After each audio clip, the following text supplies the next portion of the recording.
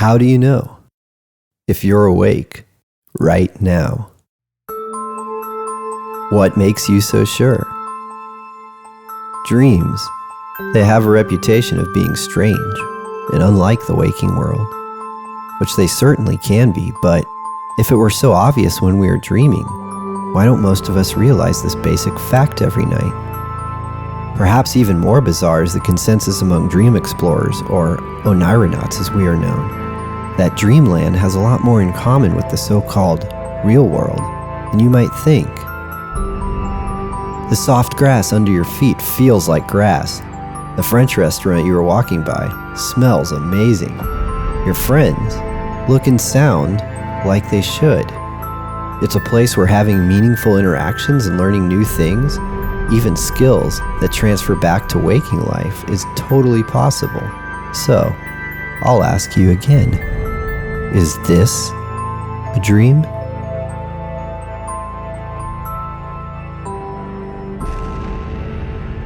Seems like an easy question to answer, but is it? Really? If it was, then every night we could all be flying through the sky like superheroes, catching up with our favorite historical figures, seeking out answers to our most meaningful questions. The list goes on. My name is Adam Cotton, and I love to talk about lucid dreaming, dreams in which you are aware that you are dreaming. Yeah, I've got a few dream skills, but they could use some refining, like Luke in the first Star Wars movie when he meets Obi-Wan. In order to polish those up and learn more about this enigmatic state of consciousness, I'm going to find the explorers and professionals on the frontiers of this field, pick their brains, and bring you along for the ride. So, buckle up, my friend. It's time to step through the looking glass into the magical and mysterious world of dream logic, where things are not always as they seem, and where the sky is just the beginning.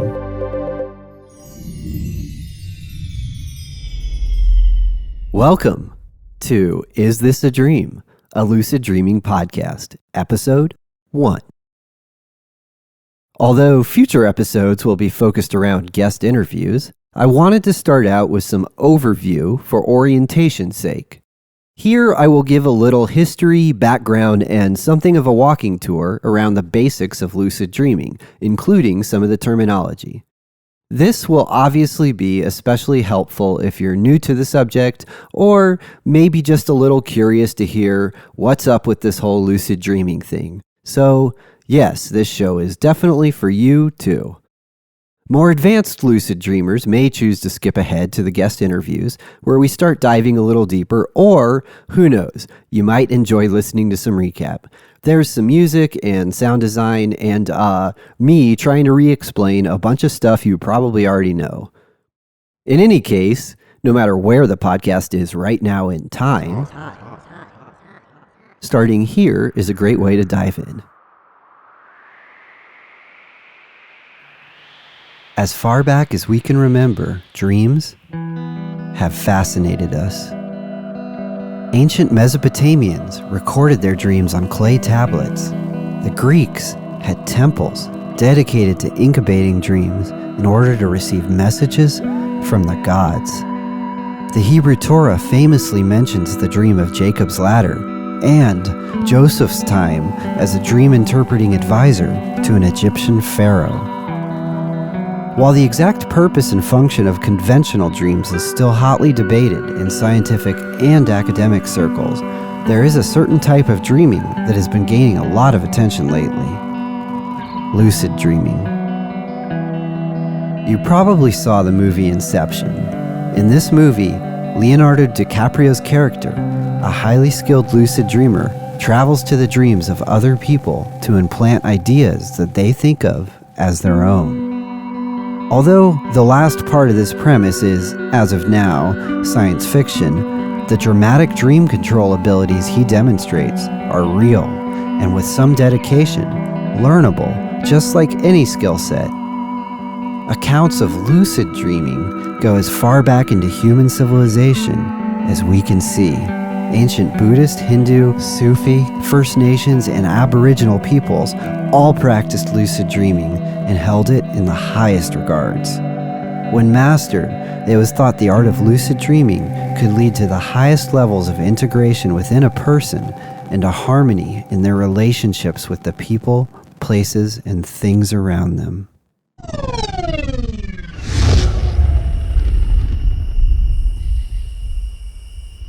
So what exactly is lucid dreaming?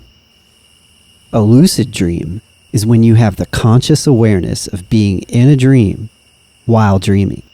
In other words, you're asleep in your bed inside a dream and realize, hey, I'm dreaming. This is a dream.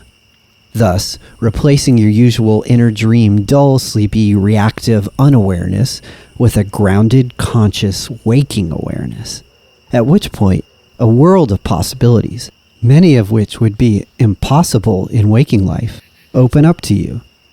In this unique state of awareness, you can carry out familiar actions such as talking to dream figures, exploring and examining objects in the dreamscape, participating in physical activity, being creative, or even practicing a craft.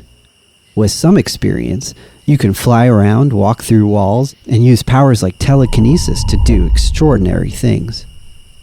At the advanced end of the spectrum, it becomes possible to conjure up and transform objects, people, even entire worlds. To use the dream space as a laboratory to conduct experiments in the subconscious, attain psychological insights, bring about healing, and seek out information and guidance from the seemingly conscious, unconscious.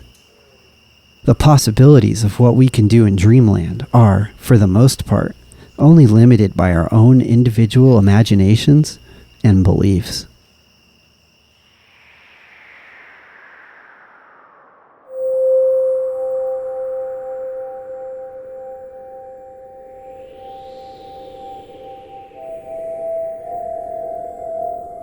In the late 1970s, lucid dreaming, which was considered impossible by many, was liberated from the realms of the mystical and hoisted into scientific validity.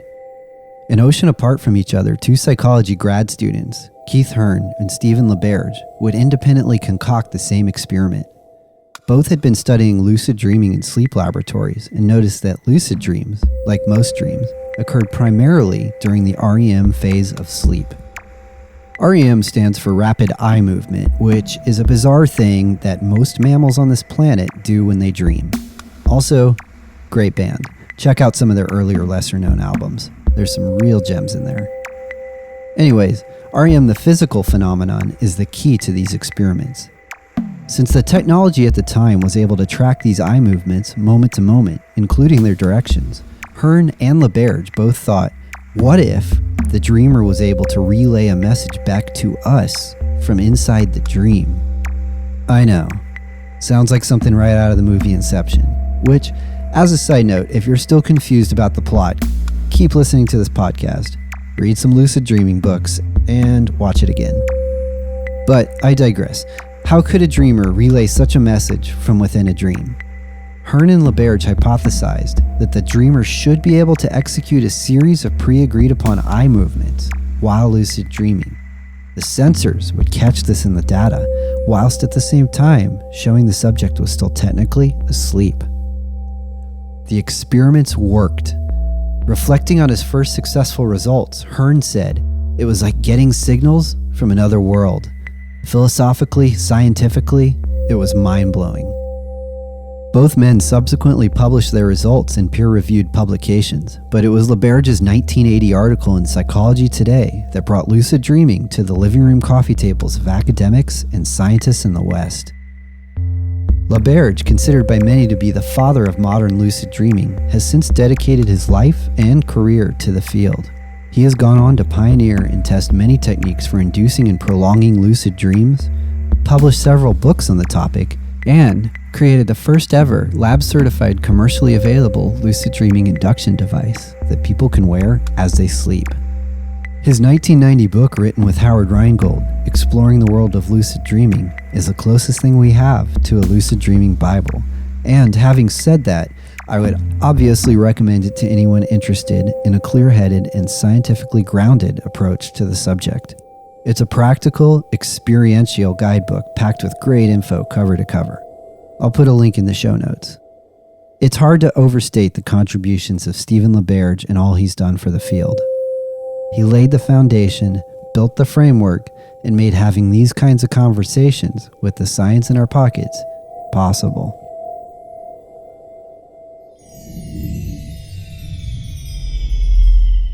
If you're new to the world of lucid dreaming, you might be asking yourself about now, is this for me? Can I do this? Will lucid dreaming help me with fill in the blank? This is a little segment I call Fake Q&A. Fake Q&A!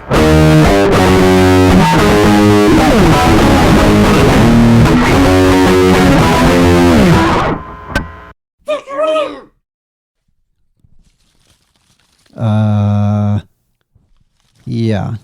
Okay. Since at the time of recording this, you, my beloved audience, does not exist yet, I am pretending to be you asking me questions and then answering said questions from you, who is really me, as me. Pathetic? Maybe. Unnecessary as a narrative device? Probably. Am I still going to do it? Yes. I do not know what that was. Anyways, the question was, will lucid dreaming help me with fill in the blank? Well, that's a pretty broad question, and I won't make any crazy claims here, but from what I understand and have experienced with lucid dreaming, pretty much anything you can think of, lucid dreaming will most likely be helpful to at least some degree with. So, in summary, my answer to your question is probably. Back to the hat here.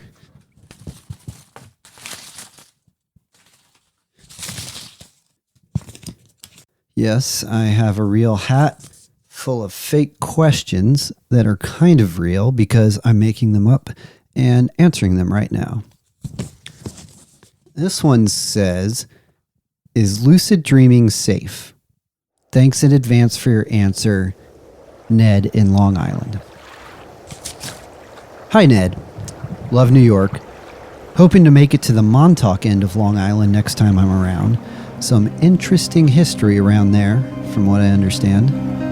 So, to answer your question, lucid dreaming and its more meditative counterpart, dream yoga, which we will revisit down the road, can be learned and practiced safely by most people. However, there are some exceptions. Anyone suffering from dissociation, depersonalization, psychotic predispositions, or a loss of a stable sense of reality could potentially worsen those states of mind and should consult with a mental health professional before undertaking lucid dreaming. I'll add here, the opinions and viewpoints expressed on this podcast should not be taken as a substitution for any kind of medical advice.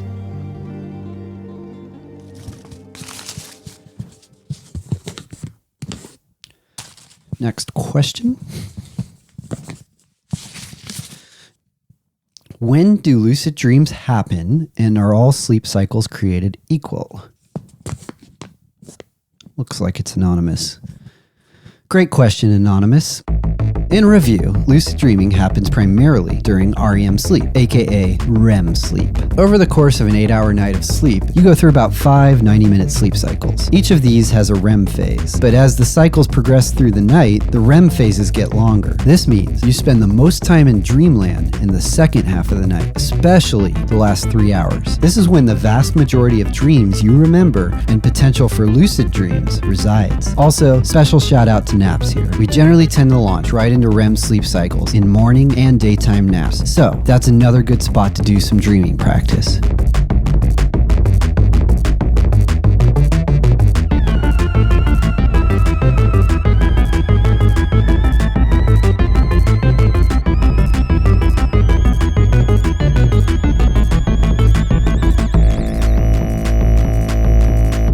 Did you get all that?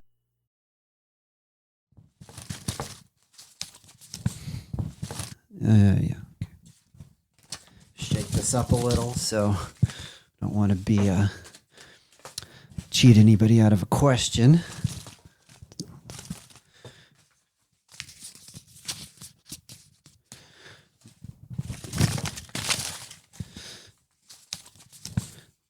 Let's see. Next first one here says, can lucid dreaming happen anywhere? Also, no name. That's okay. Sorry, you know what's going on? Well, good. I was hoping someone would ask this. Yes, basically, any place you can fall asleep, you can lucid dream. Oh, there's something on the back. It says, okay, but where does your consciousness go in a lucid dream? Well, it's a really on-point follow-up there. It's like they knew what I said before. This is an intro episode. I'm not going to answer that, nor am I qualified to answer that. But keep listening, and you'll probably hear some pretty weird stuff down the line. Shout out to my Coast to Coast AM and Ancient Aliens peeps. Don't worry, I got you. Hang in there. I can't prove to you that Atlantis and its crystal pyramids were real, but I do know you can at least go and explore them in Dreamland. Man, this fake Q&A is getting weird. Did somebody slip something in my coffee? And where's that music coming from? I'm the only one here. All right. Next question. Greta D from Chicago writes, lucid dreaming is cool. How do you do it? Hey, Greta. First of all, Cubby's 2016. Who would have thought? And great question. It is cool, and I'm glad you asked. Although I will certainly be covering a lot of ground on the basics of lucid dreaming and inserting little informational segments here and there where appropriate, teaching you how to lucid dream is not the focus of this podcast. There are plenty of amazing resources already out there for that purpose, which I will mention from time to time and link to.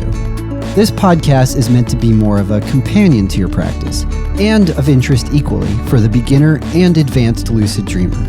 There will be nuggets here and there for everyone. A couple of particularly great books for beginners are, like I mentioned earlier, Exploring the World of Lucid Dreaming by Stephen LaBerge and Howard Rheingold, which functions as a step-by-step self-teaching curriculum. Another one I like, which you can also use to start from scratch with, is Lucid Dreaming, Plain and Simple by Robert Waggoner. Both of these should be easy to find, and there are links in the show notes.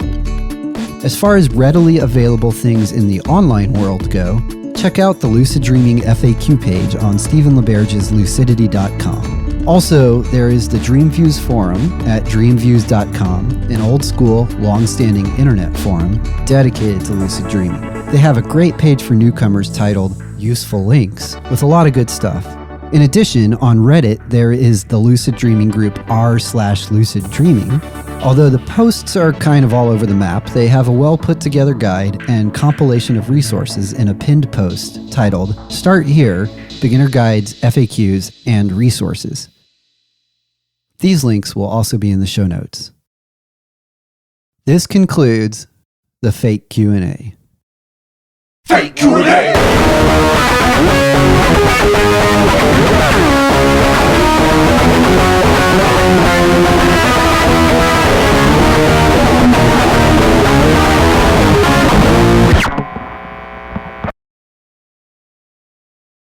Man, I've got to find some guests.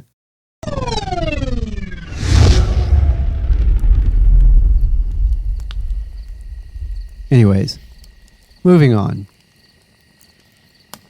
We've covered the who, what, where, and when of lucid dreaming. But what about the why? Why do it at all?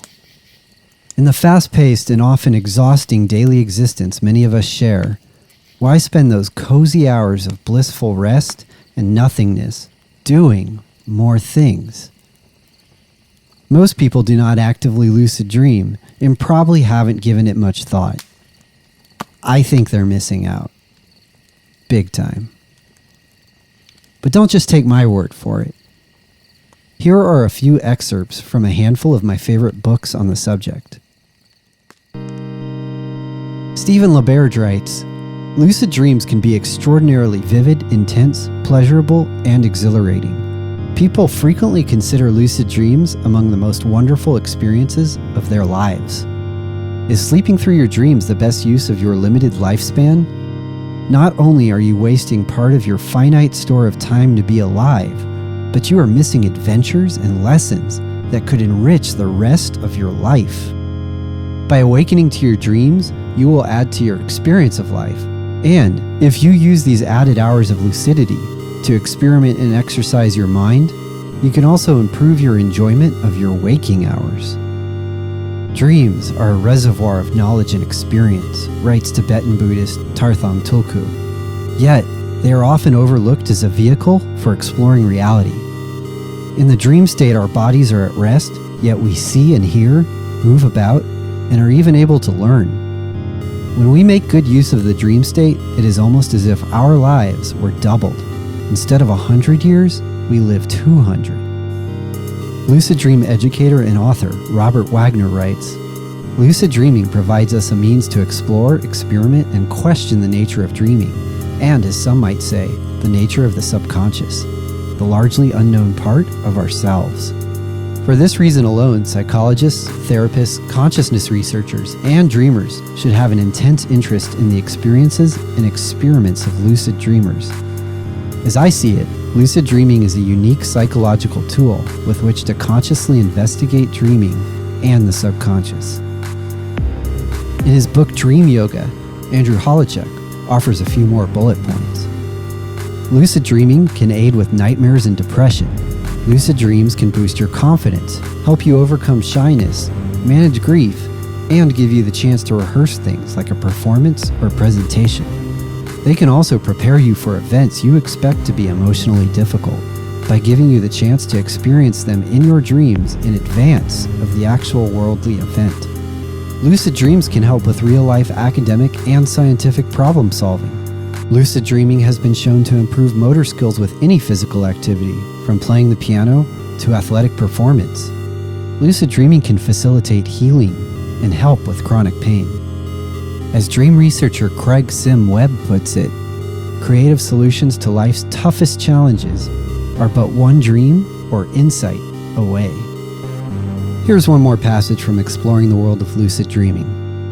Cultivating awareness in your dreams and learning to use them, you can add more consciousness, more life to your life.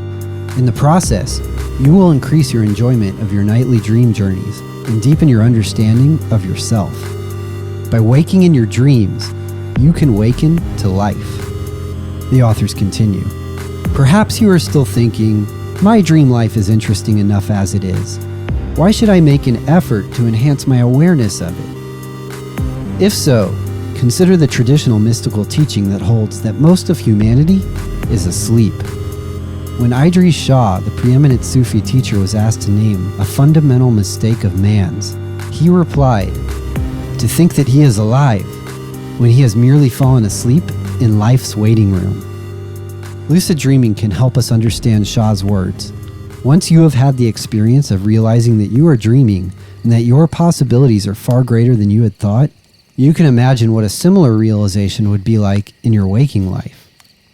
As Thoreau put it, our truest life is when we are in dreams, awake.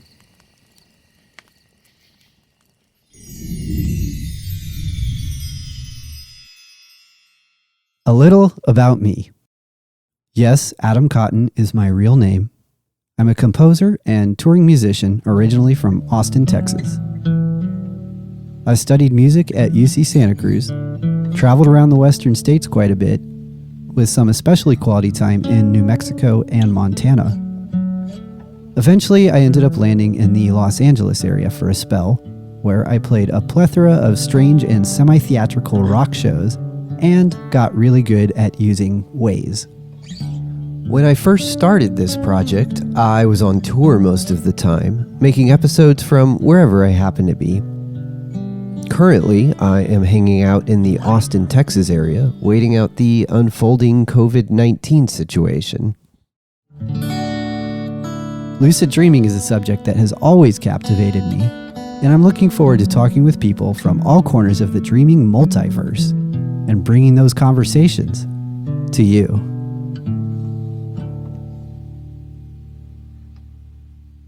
Okay. Well, I think that about does it for this intro episode. I hope you enjoyed listening. Thanks for tuning in. Coming up, Lucid dreams are highly thought-responsive environments. with lucid dreaming author Claire Johnson. That means that our thoughts, expectations, intentions, and beliefs all have an effect on the dream space without us even doing anything on purpose, The dream will automatically respond to us. It's almost like a kind of telepathy. next time on Is This a Dream? Thank you for listening to Is This a Dream? A lucid dreaming podcast. Each episode is written, produced, sound designed, edited, and mixed by me, Adam Cotton. All the music you hear is also written and performed by me. Each episode has a companion blog post with notes and links up at isthisadreampodcast.com. If you're enjoying the show, please leave a review on whatever app you're using. Your ratings and reviews work wonders to help the people who are surfing around find it. Also, please share it with your friends. And don't forget to subscribe so you don't miss an episode. Until next time, dreamers, I wish you all the best in your nightly journeys. Question reality, and don't forget to enjoy the ride.